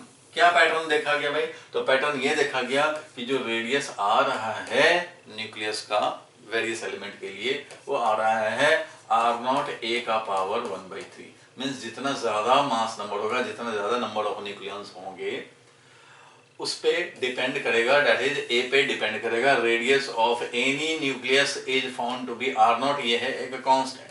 R0 क्या है? एक कांस्टेंट है, ये कांस्टेंट वैल्यू है अबाउट 1.2 फर्मी, यानी 1.2 × 10⁻⁻15। ये तो आना ही आना है सबके लिए। ये ऑलमोस्ट कांस्टेंट ऑब्जर्व किया गया कि ये हमारा एक कांस्टेंट है और बाकी ए पे डिपेंडेंट है। ठीक है, तो ये पैटर्न देखा गया on the basis of various experiment done for calculating radius of the nucleus of various elements, बहुत सारे एलिमेंट के। तो ये पैटर्न ऑब्जर्व किया गया, इसलिए यहाँ पे क्या लिखा गया भाई? तो nuclear radius of any nucleus depend only on its mass number A according to the relation R is equal to R0 a to the power 1/3, where R0 is a constant having a value of 1.2 Fermi, 1.2 Fermi metre. R naught का जो value है वो क्या है भाई, 1.2 into 10 power minus 15, 10 power minus 15 को ही हम लोग बोलते हैं 1 फर्मी, दैट इज 1.2, और ये वैल्यू होगी फर्मी। चाहे कैपिटल एफ लिखो या फिर एफ एम लिखो, एफ मीन्स फर्मी माइनस 15 और एम तो मीटर है, तो इस तरह से हम लोग लिखते हैं। देखो फर्मी मीटर या फिर कैपिटल एफ भी लिखते हैं, फर्मी मीटर लिखो या कैपिटल एफ लिखो, क्लियर है। तो ये आर नॉट का वैल्यू कांस्टेंट, और इस तरह से पैटर्न हमें मिले तो एक फॉर्मूला हम लोग बना लिए कि ये भाई रेडियस ऑफ एनी न्यूक्लियस है, लेकिन ये वाला हमारा वैलिड किसके लिए है, for a greater than 4, mass number greater than 4 के लिए, ठीक है, इसके लिए ये वैलिड है। चलो अब जरा साइज ऑफ न्यूक्लियस पे जो हम लोगों ने अभी डिटेल डिस्कशन किया उसका जरा देख लें हम लोग कि साइज ऑफ द न्यूक्लियस का डेरिवेशन। तो by the help of alpha particle experiment ये हम लोगों ने फोर्स का वैल्यू ये इनवर्सली प्रोपोर्शनल टू आर, जैसे जैसे अप्रोच करेगा वैसे वैसे फोर्स भी चेंज होता रहेगा और रिपल्सन होगा। उसी चीज को यहाँ पे हमारा लिखा हुआ है, ये आप चाहो तो घर पे आराम से पढ़ सकते हो, ठीक है। बहुत ज्यादा हम लोगों को इसमें टाइम डिवोट करने की जरूरत नहीं, क्योंकि जो फैक्ट है वो आप जान चुके हो। कूलम्बियन रिपल्सन इंक्रीजेज एंड यही सब history when whole of the kinetic energy of the alpha particle is converted into electrostatic potential energy. तो उसके बाद alpha particle can not further approach the nucleus, उसके बाद आगे नहीं बढ़ सकता। At this instant the velocity becomes 0 and due to the Coulombian repulsion it retraces the path. Thus the alpha particle is scattered through an angle of 180 degree, and if Z is atomic mass number, तो ये nucleus का charge, ये alpha particle का charge, ये है potential energy, और ये potential energy R naught है, potential energy Q1 Q2 upon 4 pi R naught. Kinetic energy is converted into potential energy, ऐसे रख दिया, आर नॉट का वैल्यू हमारा मिल गया, twice Z E square upon K, 4 pi epsilon not तो है ही। तो ये वाला वैल्यू मिल गया हमें डिस्टेंस ऑफ क्लोजेस्ट अप्रोच का। ये फॉर्मूला तो अभी ऑब्टेन किया, ये पहले भी किया था। तो डिस्टेंस ऑफ क्लोजेस्ट अप्रोच का हमें फाइनली जो रिजल्ट आ चुका कि ये है भाई डिस्टेंस ऑफ क्लोजेस्ट अप्रोच का वैल्यू। उसके बाद का स्टोरी ही आगे बढ़ता है, इतना तक तो एटम में भी पढ़ना था। इसके बाद जो देखता है this equation gives the distance of nearest approach या और closest approach of the alpha particle. Clearly, the distance of nearest approach depends on the kinetic energy. Greater is the kinetic energy of the alpha particle, smaller is the distance of nearest approach. बताइए तुम्हें, the distance of nearest approach is the upper limit of the size of the nucleus. मतलब किसी kinetic energy के लिए distance of closest approach अगर निकाल लिया तो उससे बड़ा तो न्यूक्लियस का रेडियस नहीं हो सकता। तो साइज ऑफ द न्यूक्लियस का वो अपर लिमिट है, उससे ज्यादा नहीं हो सकता। अब उसी को और हम लोग अपर लिमिट को धीरे धीरे कम करते जाए, मींस काइनेटिक एनर्जी बढ़ाओगे तो ये हमारा डिस्टेंस ऑफ क्लोजेस्ट अप्रोच धीरे धीरे कम होता जाएगा। तो if the initial kinetic energy of the alpha particle is more than certain limiting value, अगर उससे ज्यादा सर्टेन लिमिटिंग वैल्यू ज्यादा कर दें तो alpha particle does not return back but enters the nucleus, nucleus के अंदर एंटर कर जाता है। And the Coulomb's law does not hold for the nuclear distance, nuclear distance के अंदर आप कूलम्स लॉ का यूज नहीं हो पाता, क्योंकि उसका इतना स्मॉल वैल्यू हो जाता है, मतलब वो value compare to nuclear force इतना स्मॉल होता है, नेग्लिजिबली स्मॉल, तो वहां पे हमारा ये काम नहीं कर पाता। Nuclear force is attractive and very strong, and from this it is clear that the alpha particle having kinetic energy greater than certain limiting value do not return back. The distance of nearest approach of the alpha particle having this limiting value of kinetic energy gives the measure of radius of the nucleus. समझ गए? और हम लोग experimental observation shows that alpha particle of kinetic energy equal to or less than 4 mega electron volt returns after colliding with gold atom का collision, gold nucleus से collision करता है तो 4 mega electron volt is the experimental limiting value of kinetic energy। तो अगर kinetic energy को हम लोगों ने 4 mega electron volt convert कर दिया और गोल्ड का जो Z होता है 79 पता ही है तुम्हें, तो वो वैल्यू रख दिया जाए, वो वैल्यू रख दिया 1/4 पाई 9 और बाकी twice Z E square, twice Z E square, twice Z E square divided by kinetic energy जो हम लोगों ने कैलकुलेट कर लिया है ऐसा यूनिट में, काइनेटिक एनर्जी से डिवाइड किया और वैल्यू है 5.7 इंटू 10⁻⁻14 मीटर। ये आया गोल्ड का size of the radius, radius हमारा ये आया तो रेडियस का वैल्यू ये समझेंगे, size of the nucleus gold का ये समझेंगे 5.7 10⁻⁻14 मीटर। तो इसके बाद बहुत सारे हम लोगों ने एक्सपेरिमेंट किए, तो इसको हटाया जाए। यहाँ तक तो हम लोग देख लिए, यहाँ तक हम लोग देख लिए हैं, size of the gold nucleus यहाँ तक आया। वही रिपीट है, clearly the size of heavy nucleus is of the order of 10⁻⁻14 metre and the size of lighter nuclei को जब एक्सपेरिमेंटली देखा गया तो वो उनका ऑर्डर था 10⁻⁻15 मीटर, भाई उससे तो थोड़ा कम होगा ये। Thus the size of the nuclei is of the order of 10⁻⁻14 to 10⁻⁻15 वाला, and since then a number of method has been developed to find the size and shape of the nucleus, and these attempts have given consistent picture of nucleus.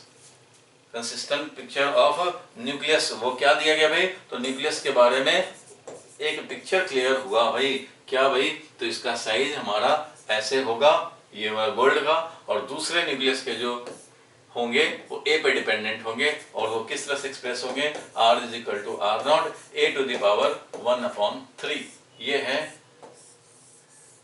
Size of the nucleus, और ये 10⁻⁻14 का order का होता है heavy के लिए, 10⁻⁻15 metre का order होता है लाइटर न्यूक्लियाई के लिए। क्लियर है यहाँ तक? आगे बढ़ते हैं हम लोग। The nucleus has been found, अच्छा तो ये वाला कंक्लूजन। शेप के बारे में क्या, the nucleus has been found to be approximately spherical in shape, ठीक है, and size of the nucleus has been found to depend on the mass number, और a greater than 4 के लिए radius of the nucleus, radius of the nucleus क्या है भाई, तो R0 a⁻1/3 है, ये सब लोग जानते हैं। R0 का वैल्यू 1.2 फर्मी, इसलिए फाइनली ये बन गया 1.2 a⁻1/3 फर्मी। क्लियर है यहाँ तक? तो इस तरह से finally radius of the nucleus पता लग गया। और अब जरा हम लोग थोड़ा सा और डिस्कस करें न्यूक्लियर डेंसिटी के बारे में। तो चलो न्यूक्लियर डेंसिटी कैलकुलेट कर लेते हैं हम लोग। न्यूक्लियर डेंसिटी कैलकुलेट करने में कोई खास दिक्कत वाली बात नहीं होनी चाहिए आपके लिए, आप चाहो तो ऐसे भी कैलकुलेट कर सकते हो। डेंसिटी हम लोग निकालना चाहते हो तो बताओ डेंसिटी क्या होता है। Density is equal to mass upon volume. अगर हम लोग न्यूक्लियस का डेंसिटी निकालना चाहते हैं तो मास अपॉन वॉल्यूम करने पड़ेंगे, मास अपॉन वॉल्यूम करने पड़ेंगे भाई। तो वॉल्यूम इसका हम लोग करें, चलो निकालते हैं। चलो भाई कैलकुलेट किया जाए, करते हैं कैलकुलेशन किया जाए। मास बताओ किसी भी न्यूक्लियस, इन जनरल किसी भी न्यूक्लियस की बात कर रहे हैं, किसी भी न्यूक्लियस का डेंसिटी हम लोग निकाल के देखना चाह रहे हैं तो अपने आप पता लगेगा कि ये न्यूक्लियस का जो डेंसिटी आ रहा है वो किस पे डिपेंड कर रहा है, वो भी पता लगेगा। तो मास of the nucleus divided by volume. Mass of the nucleus कितना होगा भाई, तो तुम्हें पता है कि जितना हमारा A है, that is number of proton plus number of neutron, mass number, इतना AMU मास होता है। क्योंकि न्यूट्रॉन भी 1 AMU, प्रोटॉन भी ऑलमोस्ट 1 AMU, दोनों 1 AMU ही हैं, तो इसलिए जितने नंबर ऑफ न्यूक्लियॉन्स हैं उतने AMU, तो इतना ये मास है। मास of the nucleus is number of nucleons multiplied by 1 AMU, क्योंकि दोनों न्यूक्लियॉन जो न्यूट्रॉन टाइप है, प्रोटॉन टाइप है, दोनों के ऑलमोस्ट 1 AMU है, इसलिए AMU। अगर किसी का न्यूक्लियॉन्स 10 है तो 10 AMU होगा। 10 AMU लिखें या 10 U लिखें, एटॉमिक मास यूनिट बात देखी है। मास हमारा ये है 10 है, तो अगर A है तो हम लोग A लिखेंगे, A है तो यहाँ A लिखेंगे AMU। और वॉल्यूम की बात करें तो वॉल्यूम क्या होता है 4/3 πr³, ऐसा लिखेंगे। अब इसी को आगे बढ़ाते हैं हम लोग और देखते हैं जरा। तो मास लिख चुके हैं हम लोग, मास का वैल्यू तो A atomic mass unit divided by 4/3 πr³, तो 4/3 पाई और रेडियस तो था R0 a⁻1/3, इसका करेंगे क्यूब, R0 a⁻1/3 का क्यूब करोगे तो यहां से हम लोग निकालेंगे, ये क्या आ जाएगा बताओ भाई, A डिवाइडेड बाई 4/3 पाई और R, ये क्यूब करोगे तो क्या मिलेगा R0 क्यूब और A का पावर 1/3 का पावर 3, तो ये हो गया पावर 1। तो इससे अब ये पता लग रहा है तुम्हें, देखो क्या पता लग रहा है, तो यहाँ से अब हम लोगों को कैंसिल कर सकते हैं कुछ। क्या कैंसिल कर सकते हैं, तो देखो A वाला कैंसिल हो जाएगा, A कैंसिल हो जाएगा और क्या मिलेगा, तो ये 1 AMU है, ये 4/3 है, ये पाई है, ये आर नॉट जो कि फिक्स्ड है वैल्यू। आर नॉट का वैल्यू तो पता था हमें 1.2 फर्मी। आर नॉट का वैल्यू कितना था 1.2 फर्मी। तो ये वैल्यू भी स्टैंडर्ड है, नोन है, तो ये भी नोन है। ए तो कैंसिल ही हो गया, बाकी सारे नोन है। ए कैंसिल हो गया, बाकी सारे नोन है। तो ये जो वैल्यू निकाला गया तो ये वैल्यू आया फिक्स्ड। कुछ वैल्यू आएगा ना भाई, जो भी वैल्यू आएगा वो फिक्स्ड वैल्यू है। इसमें ए तो नहीं आया। किस न्यूक्लियस का था? 10 वाले का था। 10 नंबर ऑफ मास नंबर 10 वाला था कि मास नंबर 20 वाला था? 10 वाला होता तब भी कैंसिल होता, 20 वाला था तब भी कैंसिल होता, 30 वाला तब भी कैंसिल होता। मींस ये आया फिक्स्ड इंडिपेंडेंट ऑफ ए। ये क्या आया? क्योंकि ए तो कैंसिल हो गया, तो इंडिपेंडेंट ऑफ ए। और इंडिपेंडेंट ऑफ ए आने का मतलब क्या हुआ कि डेंसिटी जो है हमारा वो मास डिवाइडेड बाय वॉल्यूम करके निकालते हैं। तो यहाँ पे ए का डिपेंडेंसी ही नहीं है। मीन्स हम लोग अगर डेंसिटी निकालें तो density is proportional to mass number का पावर 0, डिपेंड नहीं करता। इट मीन्स सारे न्यूक्लियस का समझो सेम डेंसिटी होगा। It means density is same for all nuclei. इसका कंक्लूजन क्या हुआ? Density is same for all nuclei. कोई भी एलिमेंट का न्यूक्लियस हो उसका density, nuclear density will be same. Fixed जो भी वैल्यू आए वो अलग मैटर है, लेकिन वैल्यू बहुत ज्यादा वैल्यू होता है। ये वैल्यू न्यूक्लियस का डेंसिटी वेरी हाई डेंसिटी, बहुत ज्यादा डेंस होता है वो। और ये इंडिपेंडेंट ऑफ एलिमेंट होता है। कौन सा एलिमेंट का निकाले हो उससे मतलब नहीं है, आएगा न्यूक्लियर डेंसिटी इतना ही। और जो हेवीएस्ट केमिकल एलिमेंट है, हेवीएस्ट केमिकल एलिमेंट किसको मानते हैं? इसको नोट करना चाहो तो नोट कर सकते हो। हेवीएस्ट केमिकल एलिमेंट तुमने पढ़ा होगा केमिस्ट्री में। हेवीएस्ट केमिकल एलिमेंट हम लोग मानते हैं यूरेनियम को। ये यूरेनियम जो एटम है, यूरेनियम के डेंसिटी से भी 10⁻13 टाइम्स ज्यादा होता है। ये density of uranium atom, uranium के डेंसिटी से 10⁻13 टाइम्स ज्यादा होता है। किसका? Density of any nucleus. किसी भी एटम का nucleus density is 10⁻13 times the most dense chemical element uranium. समझ गया? तो जो वैल्यू है वो क्या है वो तो अभी हम लोग दिखा देंगे तुम्हें। इसका कैलकुलेशन देखो, वैल्यू हम लोग को दिख रहा है यहाँ पे। क्या वैल्यू दिख रहा है? तो density of nuclear matter of each and every element is same and has approximate value कितना है? 2.3 into 10⁻17। सोच लो 2.3 into 10⁻17 kg पर क्यूबिक मीटर, इतना हमारा डेंसिटी है किसी भी न्यूक्लियस के लिए, which is about 10⁻13 times the density of heaviest chemical element called uranium। उससे क्लियर है? ये तो अभी मैंने बताया है। इसका कैलकुलेशन पे डिपेंडेंट, कैलकुलेशन करने के लिए हम लोगों ने देख ही लिया कैसे कैलकुलेट किया, कैसे ये वैल्यू आ गया। सबके वैल्यू कांस्टेंट वैल्यू डाल देंगे, ये वैल्यू हमें मिल गया। ठीक है, नेक्स्ट देखें, prove that density of matter of nuclei is independent of mass number. तो ये तो हम लोगों ने अभी देखा ही, अभी भी यही तो देखा था, बिल्कुल देखा था हम लोगों ने। निकाला डेंसिटी हम लोगों ने, और डेंसिटी निकला तो क्या निकला भाई?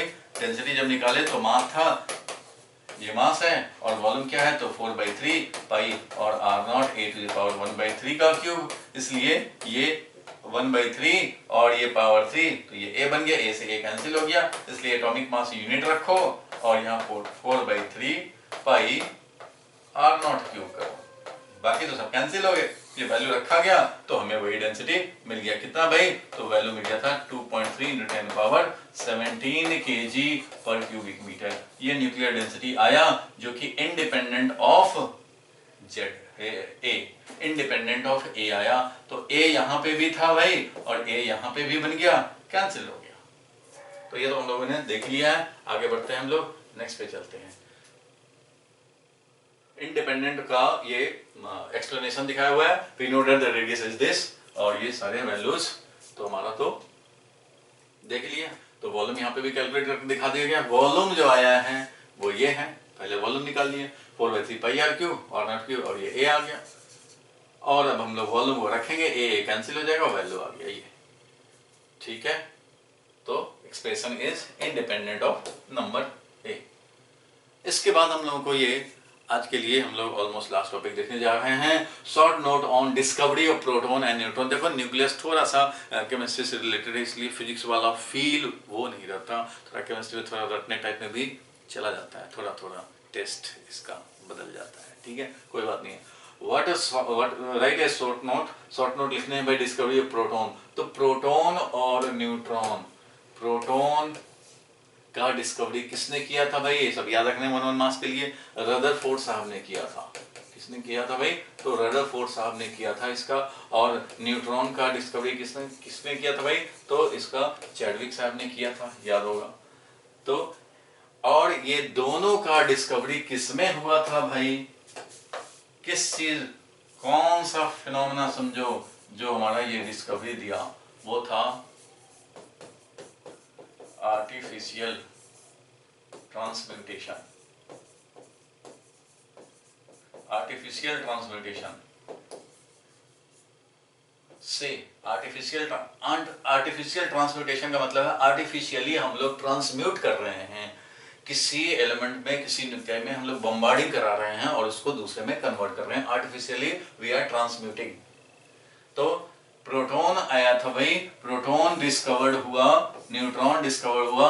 प्रोटॉन कब डिस्कवर्ड, किसमें डिस्कवर्ड हुआ भाई, तो प्रोटॉन डिस्कवर्ड हुआ था artificial transmutation of nitrogen. Nitrogen के आर्टिफिशियल ट्रांसम्यूटेशन, नाइट्रोजन में जब हम लोग अल्फा पार्टिकल से बम्बार्डिंग कराते हैं तो हमें मिलता है क्या भाई, तो प्रोटॉन मिलता है, ठीक है। कैसे मिलता है, एग्जैक्ट रिलेशन तो अभी देखेंगे, लेकिन न्यूट्रॉन का डिस्कवर किया था तो ये था आर्टिफिशियल ट्रांसम्यूटेशन ऑफ, ये आर्टिफिशियल ट्रांसम्यूटेशन ऑफ यहाँ पे था बेरिलियम 9।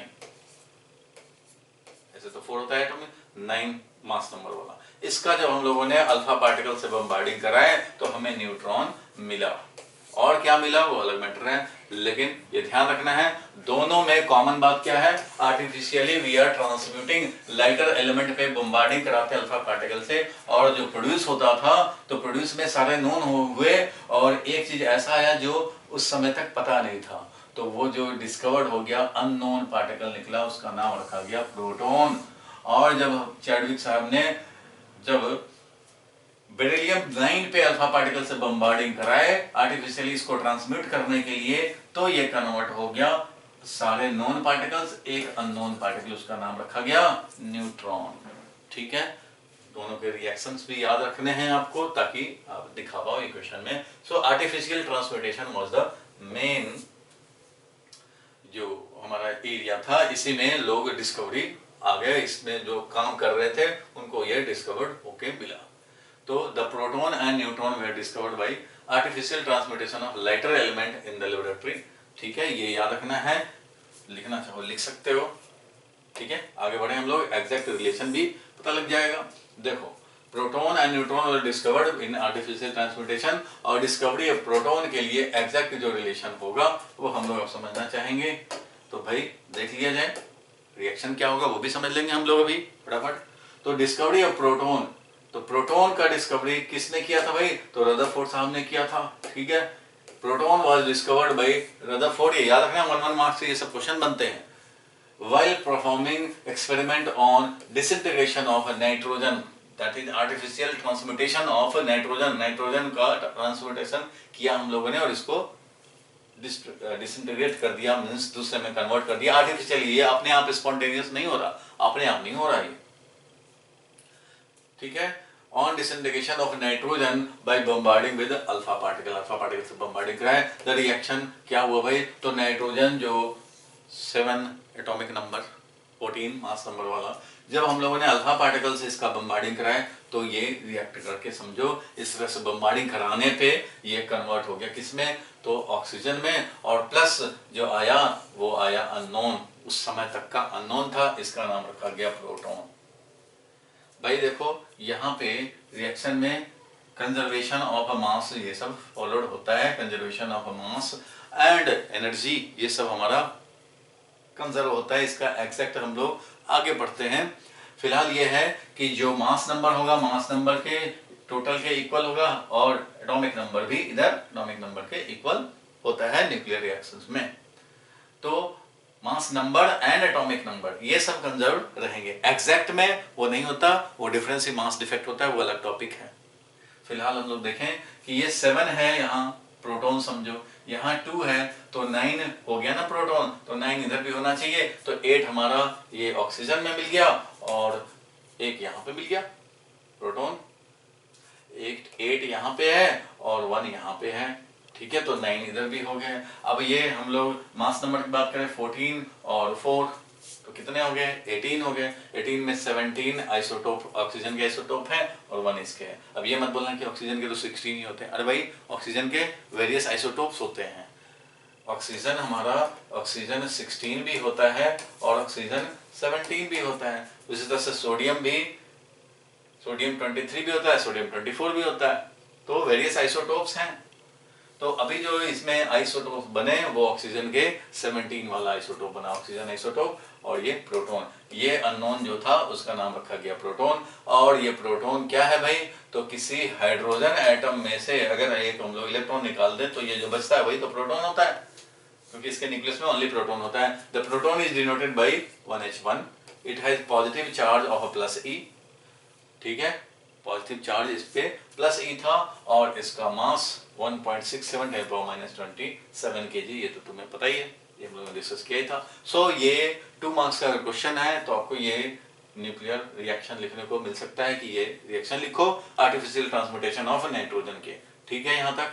इसके बाद ये तो प्रोटॉन की बात होगी, न्यूट्रॉन का डिस्कवर भी ऐसे ही प्रोसेस में हुआ था, आर्टिफिशियल ट्रांसपोर्टेशन ऑफ कौन, बेरिलियम। तो डिस्कवरी ऑफ न्यूट्रॉन, इसके बारे में पढ़ो, फर्स्ट सेंटेंस क्या लिखा है भाई, जल्दी से पढ़ो, जल्दी से पढ़ लो भाई।